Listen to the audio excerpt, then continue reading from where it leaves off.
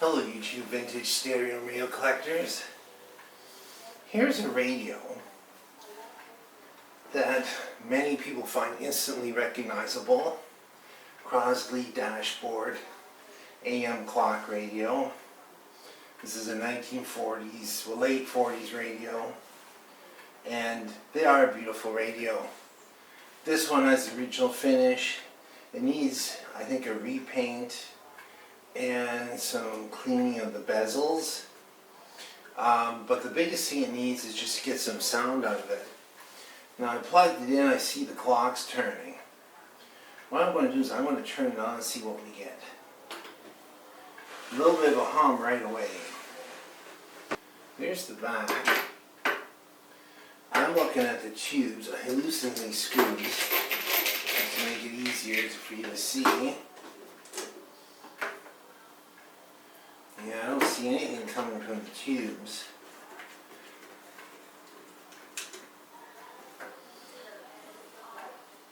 Yeah, no light on any of these tubes. This is a standard series set. Kind of like there are millions of these made, not this particular model, but a series 5 tube set. So I'm going to turn it off.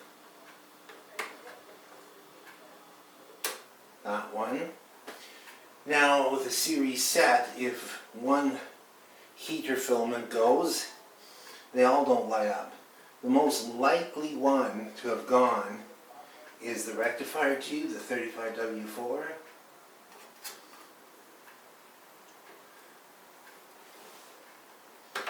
That hasn't been out a long time. It's a Rogers tube. I think quite a few of these are Rogers tubes. A Rogers 35W4. Well, let's see what we have. This Crosley was made in Toronto by Brand and Millen. Look at that right in the top of the pile. Another Rogers rectifier. In Canada, Rogers made a lot of tubes with their brand name on it. So let's just turn it on and see if we get anything. That's this way.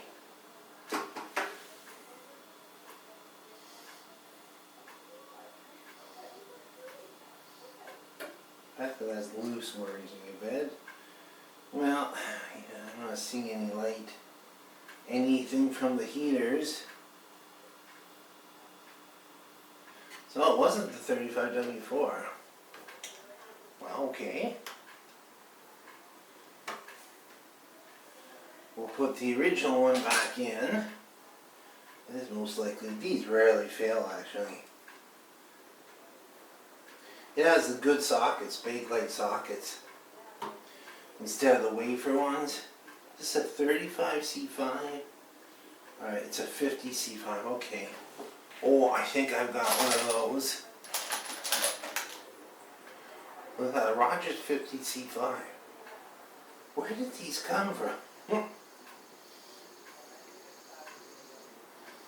Pretty sure it's a 50C5.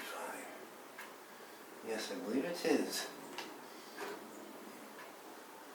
Maybe the last parts set had Rogers tubes in it. Okay, so we're changing the Rogers 50C5.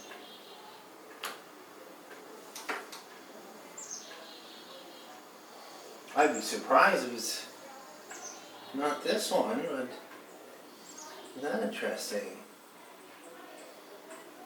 It's actually good to pull them in and out of the socket. It helps burnish the contacts.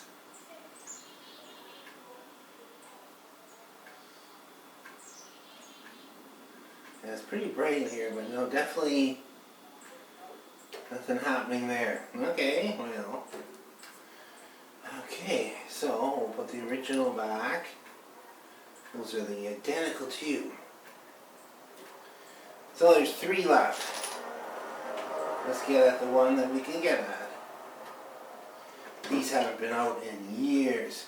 So this is a Marconi. I can't even say it. Marconi. It's a little rubbed off.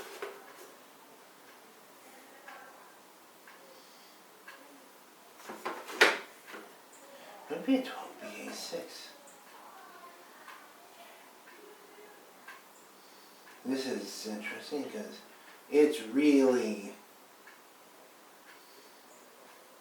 although the Marconi is still clear, which tube it is isn't. 12B6. I should have one.